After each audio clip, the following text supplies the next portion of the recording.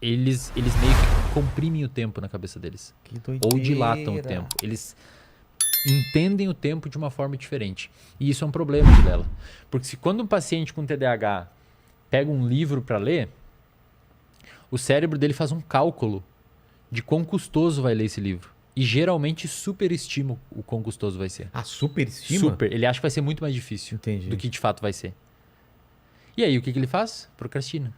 Ele não faz. Então ele pega um livro de 100 páginas. Uma pessoa sem TDAH vai falar assim, mato isso essa semana. A pessoa com TDAH, vou demorar 2 meses para ler essa merda. E aí ele não lê. Aí fica procrastinando. Quando você dá um medicamento, e tem estudos bons, estudos mostrando isso, Ritalina e tal, essa dilatação do quão difícil vai ser fazer as coisas, ela melhora. Então o paciente ele consegue fazer um cálculo mais apropriado do quão custoso vai ser fazer alguma atividade. E aí ele fala assim, não, peraí, esse livro que eu mato em 1 semana. Aí ele começa a ler. Aí o paciente começa a se engajar melhor nas tarefas. Que fantástico isso, cara. E tem também um fenômeno interessante no TDAH que a gente chama de hiperfoco. Se você pega um paciente com TDAH, primeiro, olha que interessante, esses pacientes, esse nicho de pessoas com TDAH, com transtorno obsessivo compulsivo também, que são transtornos com probleminha de dopamina, digamos assim, são pacientes que têm muita prevalência de uso de substância. Então, você pega pacientes com TDAH, 70% usam alguma substância. Álcool, cigarro. Porque aquela dopamina que está faltando, eles ficam buscando em algum lugar. Café. Então, já que... Você entendeu? Já que eu tenho uma dopamina tônica mais baixa, aquela residual, eu vou precisar. E daí eu preciso comer, eu preciso fumar um cigarro. Café, né? Gente que é viciada em café. E, normalmente, pessoal que escreve muito, que edita, que não sei o que, faz um trabalho assim. É muito café, né? É muito... Ou energético também, né? Também. Então, você vai ver essa população de pessoas com TDAH, são pessoas que comumente usam muita substância. Digamos que eles estão em busca da dopamina faltante, uma coisa assim. Só que, cara, às vezes esses pacientes, Vilela, encontram essa dopamina num comportamento. E aí eles ficam hiper motivados em fazer algo. Eu tenho um paciente com TDAH que fica hiper motivado com... Corrida. Não, detectar padrões em números. E adivinha com o que ele trabalha? Mercado financeiro. Nossa! E o cara fica 12, 14 horas enfiado no computador, tem que pedir pra alguém ir lá dar comida pra ele, senão ele não come. E é milionário. Total. Então, sabe quem que tem TDAH? Michael Phelps. É mesmo? Um dos maiores medalhistas Mas olímpicos. com que ele... Com natação. Com natação ele descobriu ficava... um barato bizarro na natação. É tipo o cigarro dele, sabe? Aí o cara usa isso pro bem, né? Hiperfoco. Eu costumo dizer que a diferença de um triatleta, por exemplo, ou de um atleta olímpico que fica 8 horas, às vezes, por dia treinando, cara. A diferença dessa galera e de uma pessoa adicta com droga é muito pequena. Imagina, cara, esses ultramaratonistas que correm 100 km. Os caras se cagam nas calças, velho. Literalmente, eles defecam na calça durante a corrida. Tem bolha, o pé fudido, o tornozelo. Não, o cara que escala o Everest, cara. Pensa, cara, não é um comportamento. Você não olha e pensa assim, caralho, velho, que viciadão. O cara é meio viciado naquilo. Só que tem alguns comportamentos que a nossa sociedade tolera e às vezes até dá um prêmio. Como, por exemplo, a galera workaholic, que trabalha muito. E tem outros que a sociedade não... Essa é a minha grande mensagem que eu espero que as pessoas estejam conseguindo entender. O cérebro é uma máquina incrivelmente funcional e ela pode cortar para os dois lados. Você pode ser hipermotivado em ser uma pessoa drogada, que faz mal à sociedade, letárgica, obesa, sedentária. Você pode ser uma pessoa hipermotivada para trabalhar, para fazer esporte, para... A dopamina... os dois lugares estão... Tem um cara chamado... Puta, como é que é o nome dele? Quiser pesquisa no Google. É um cara que... Ele foi dos Rangers e dos SEALs dos Estados Unidos. Ele conseguiu passar nos dois. É o David Goggins. David Goggins é o nome do cara. O cara, ele era obeso. E hoje ele é, tipo assim, é o único americano que conseguiu entrar nos Rangers e nos SEALs, que são as duas equipes mais fodidas lá dos Estados Unidos. E ele era obeso, sedentário e não fazia nada. E hoje ele é ultramaratonista, corre 100 km, o cara fez 1000 flexões, o cara é meio malucão, assim. E nos dois cenários, é a dopamina que tá agindo. Isso é o mais louco, Vilela. É a dopamina, cara. Nos 2 cenários da pessoa obesa e sedentária e no cenário da pessoa ultramaratonista, é a dopamina. Cara. A dopamina tá fazendo você ser obeso e sedentário e a dopamina tá fazendo você ser ultramaratonista. Tem amigos meus que são viciados em corrida hoje em dia, assim. Eles não conseguem parar. E aí imagina um cara desse se lesionar. Fica 6 meses sem precisar correr. Os caras ficam mal. É quase uma abstinência. Ficam irritado, ficam com o humor para baixo, ficam ansioso. Então você consegue extrair um barato de comportamentos. Não precisa necessariamente ser substância. Só que aí tem uma coisa importante, Vilela. Você tem que querer fazer aquilo. E para você querer fazer aquilo, você tem que ver a recompensa que aquilo vai te dar.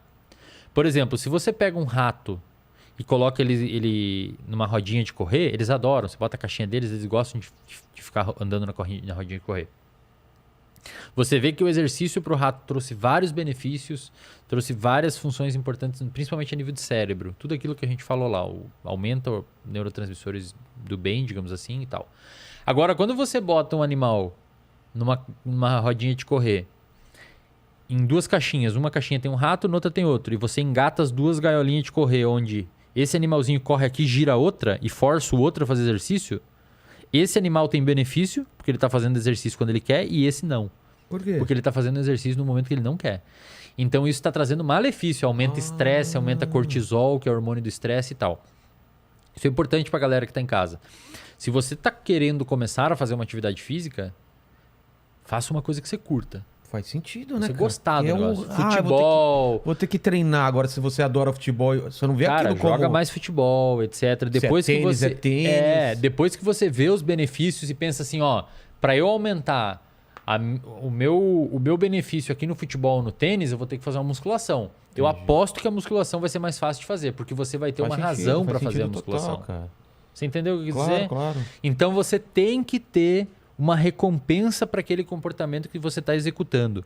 E o mais legal, Vilela, é que essa recompensa, cara... E isso o pessoal não entende quando eu falo. Às vezes a galera não entra na cabeça. Pensa assim, ninguém botou uma seringa de dopamina no seu ouvido e jogou a dopamina, tá dentro da sua cabeça. O córtex pré-frontal, que é a região da sua cabeça envolvida com simular situações, permite que a gente simule uma situação subjetiva. E o que eu quero dizer com isso? O córtex pré-frontal, ele consegue, devido às suas conexões com a área tegmentar ventral e o núcleo accumbente, que é as regiões dopaminérgicas do cérebro, vocês não precisam saber esses nomes, mas estou falando aqui, se eventualmente vocês ouvirem por aí, vocês vão lembrar que eu disse, e etc. O córtex pré-frontal, ele tem conexões com essas regiões. E se o córtex pré-frontal pensar assim, eu vou treinar, eu vou fazer atividade física agora, eu vou começar a fazer porque é bom para mim. Não porque eu quero ficar com o shape X, mas eu quero fazer porque é bom, eu quero entrar no processo de ter uma vida mais ativa e eu devo recompensar o processo de continuar fazendo. O seu córtex pré-frontal vai avisar as regiões do meio do seu cérebro e vai liberar mais dopamina. Entendi. Então a pessoa que faz atividade física, que vai começar numa dieta, vai começar numa atividade física, etc., é importante que ela perceba de fato, ativamente, os benefícios daquilo. A pessoa que está estudando para um concurso, alguma coisa assim, ela tem que fazer um esforço de tentar observar os benefícios daquilo. O nosso cérebro, ele não faz coisas que ele não obtém em benefício. A sua motivação... Que é a lei do mínimo esforço, né? A sua motivação vai para 2 lugares. Aí é importante também mencionar. A gente fica motivado com 2 coisas. Para obter uma recompensa e para fugir de um perigo. Tá. Sobrevivência. Cara, pensa assim. Aquele aluno que tem que fazer uma prova amanhã e não estudou e inventou um atestado médico, às vezes ele teve que ter mais trabalho para inventar o atestado médico do que estudar para a prova. Ele teve uma motivação. Vou fazer o atestado médico porque não quero ir lá e sofrer o dano de tirar 0 na prova. Então, nós temos motivação para fugir de situações que nos causam mal e temos motivação para buscar situações que nos causam bem.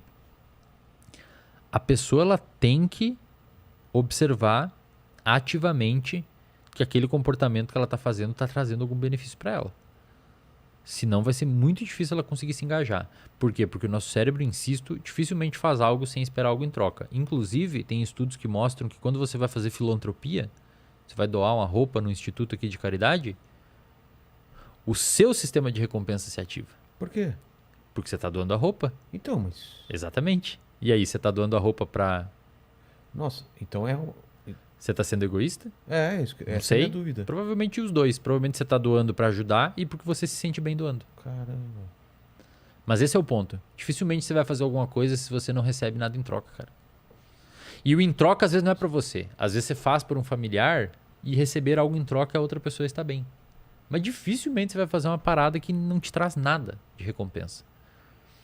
E muitas vezes as pessoas tentam se engajar nesses comportamentos sem perceber a recompensa. E aí eu sempre falo, quando eu faço live, etc. O Paulo Musi, né, veio aqui, meu amigo. Tô com ele, fiz os exames. Legal. Aí, e, cara, preocupantes. Assim.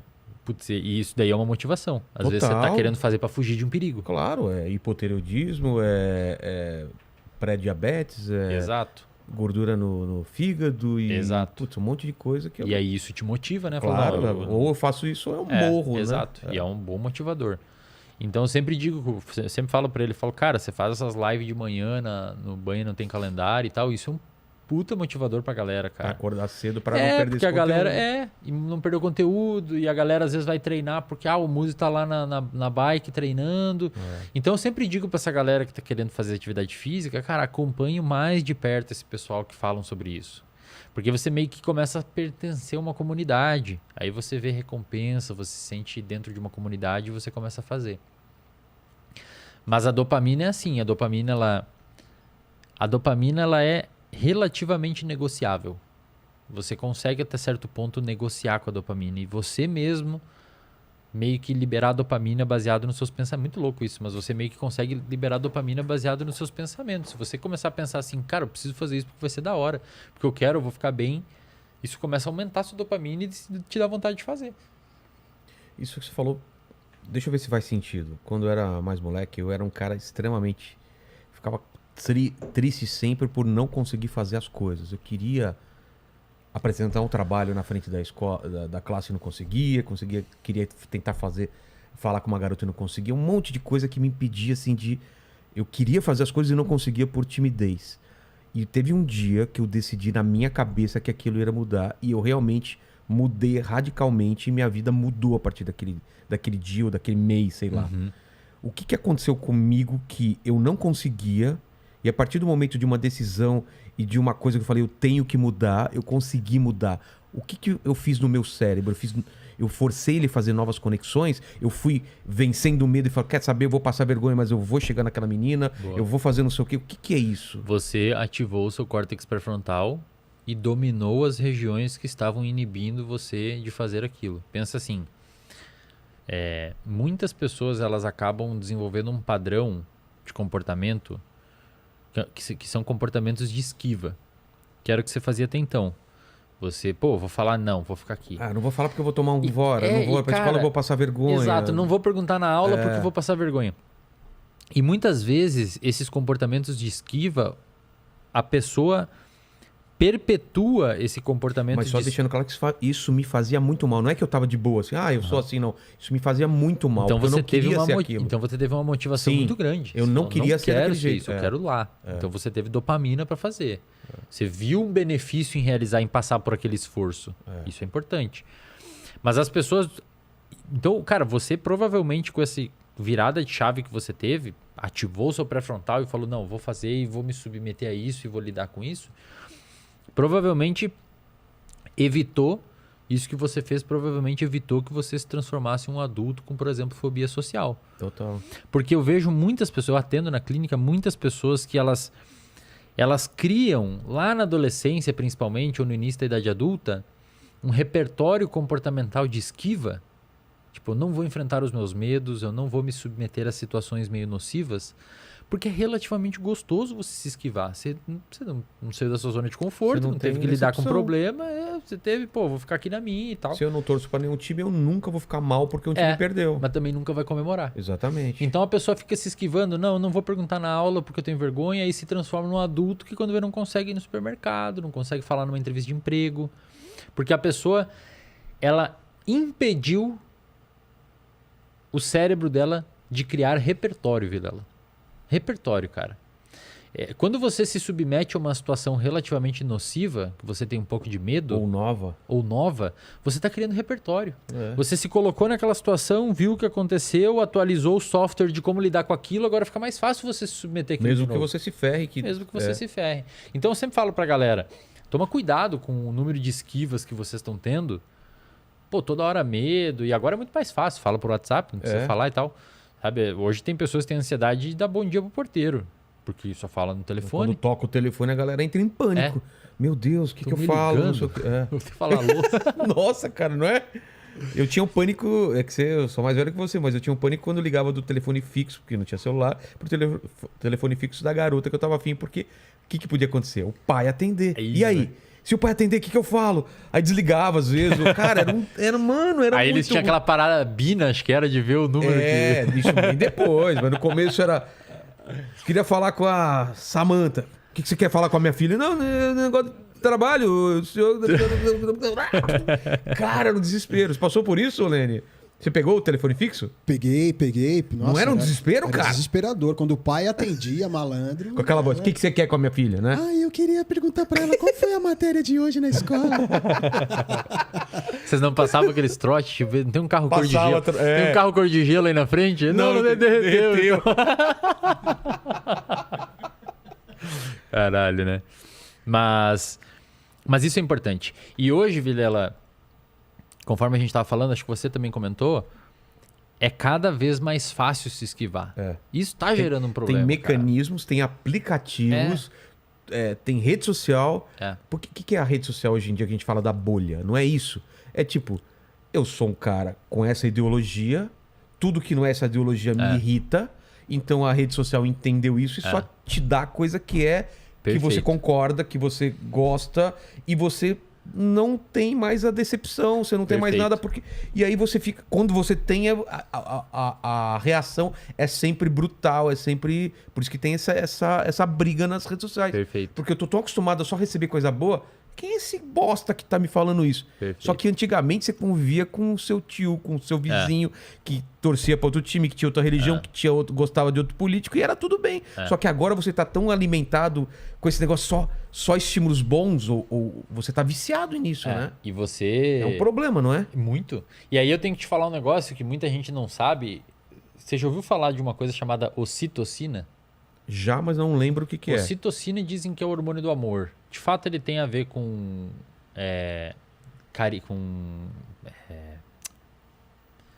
senso de importância das pessoas perto de você e tal. Sei. E também é o hormônio que dilata a vagina da mulher na hora do parto. Olha que interessante. Mesmo? A ocitocina, ela ajuda nisso. Mas enfim, a ocitocina, quando o seu cérebro libera a ocitocina, o seu cérebro te dá uma percepção de grupo. Tipo assim, caramba, eu tô com a minha família. Quando você abraça o filho, abraça a esposa, a ocitocina aumenta, tá? Só que olha como as pessoas veneram a ocitocina. De fato, ela é importante. Só que a ocitocina não aumenta, por exemplo, se um gremista abraçar um colorado. Tá. A ocitocina aumenta se um gremista abraçar um gremista. A ocitocina aumenta se um norte-americano abraçar um norte-americano, mas se um norte-americano abraçar um cara do Oriente Médio, a ocitocina não aumenta. E isso pode ser bom ou ruim, cara.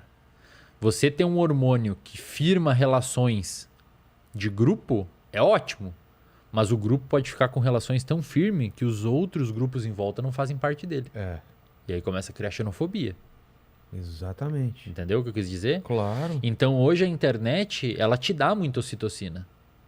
Porque você tá com a sua galera. Claro. Só que o problema é que quanto mais igual você for a alguém, mais diferente você é de quem não é igual. Mais difícil de aceitar o que é diferente. Exatamente, cara. Cara, então é um problema. E aí quando a gente olha, principalmente para Mas o algoritmo, ele trabalha com isso. Ele sabe disso, ele entendeu. Muito. E como ele quer que você fique mais tempo na plataforma, ele fica te dando só coisas que você quer. Exato. E o tio Zuki sabe disso, né? Claro. O cara sabe disso, ele te impulsiona isso. Então isso pode ser muito bom ou pode ser um problemão. Quando você vai observar isso, principalmente em adolescentes e a molecada, me preocupa muito, porque hoje a galera entra cedo na internet, né? Bem cedo. E aí tem um problema, Vilela, porque insisto, de novo, pode ser vocês estão percebendo que tudo que eu falo aqui pode ser bom ou ruim, né? Dependendo de como você... É o que eu digo, o seu cérebro é como se fosse um músculo. Se você deixar ele parado, ele vai ficar atrofiado. Se você fortalecer ele vai fortalecer. E dependendo do lado que você fortalecer, ele fortalece mais. Então, se você pega um cérebro desde novinho e ensina ele que o grupo é esse, o cérebro vai ficar muito bom em entender que é esse o grupo e que o resto não faz parte do grupo. Então, isso pode ser um problema. O adolescente e a criança... Seu filho tem 4 anos.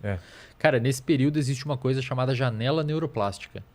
O que significa isso? O seu filho, provavelmente, ele tem mais neurônios agora do que eu e você. Ele tem mais daqueles 86 bilhões. Ele deve ter mais um pouco. Porque depois, na adolescência, ocorre uma coisa chamada de poda sináptica. Onde o cérebro dele começa a matar algumas sinapses que não estão sendo utilizadas. Então, digamos que agora ele tem muita sinapse. Não necessariamente ele tem mais neurônio, ele tem muita sinapse, que é a conexão entre 2 neurônios. E isso permite que nessa idade, Vilela, ele aprenda muita coisa. E muito fácil. Essa idade dele é a idade ideal para ele aprender uma nova língua. Tanto é que se você pegar ele agora e botar morar na Inglaterra, cara, daqui 6 meses ele tá falando inglês. Sem ninguém precisar ensinar. Meio que sozinho, assim, ele pega, absorve, é fácil agora nesse momento. Agora pega um cara de 30 anos e bota lá. Cara, 2 anos com um cursinho e olha lá se aprende inglês ainda. Por quê? Porque aos 25 anos o cérebro dá essa... Digamos que aos 25 anos o cérebro fica mais concretado. É um pouco mais difícil mexer nele. Então, se você quer aprender uma nova língua, quanto mais cedo você introduzir essa nova língua no cérebro, mais fácil é aprender.